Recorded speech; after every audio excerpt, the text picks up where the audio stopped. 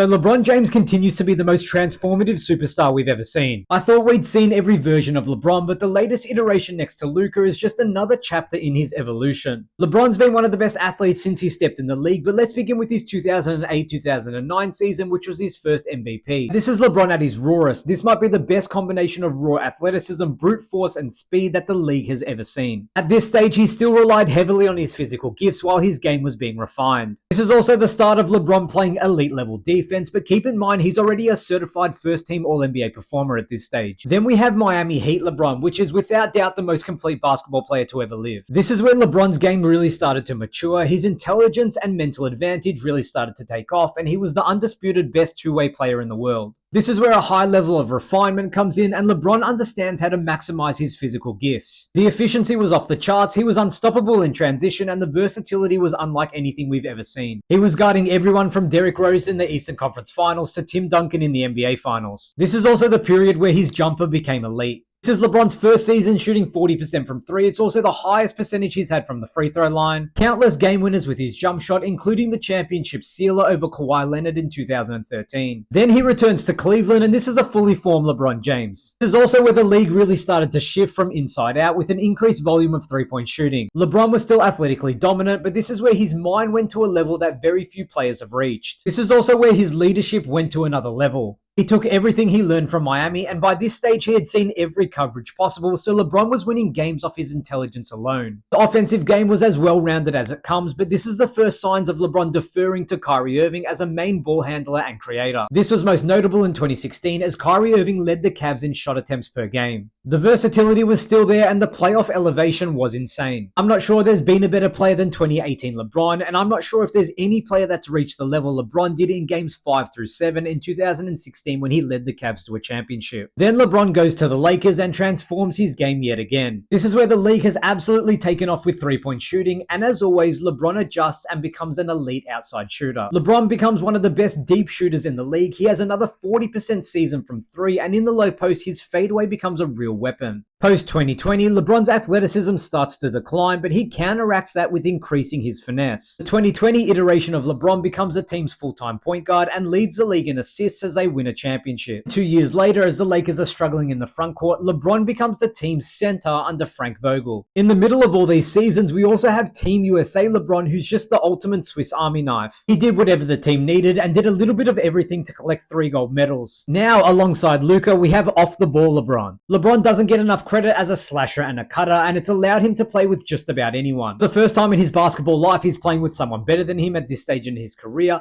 and even though his usage and assist numbers are down, he's been just as effective. He's excelling as a catch-and-shoot threat, he's playing wide receiver on Luka connections with outlet passes, and he's still devastating in transition. It's also allowed him to expend so much energy defensively. LeBron is now the backline of the Lakers defense, and they've been the best defense in the league for the last 25 games. Just goes to show that LeBron can adapt and be successful alongside any type of player that can ever exist. He's on track to make first team All-NBA at 40 years old. It's insane that he can continue to reinvent himself, and this is unlike anything we will ever see again, so don't take it for granted.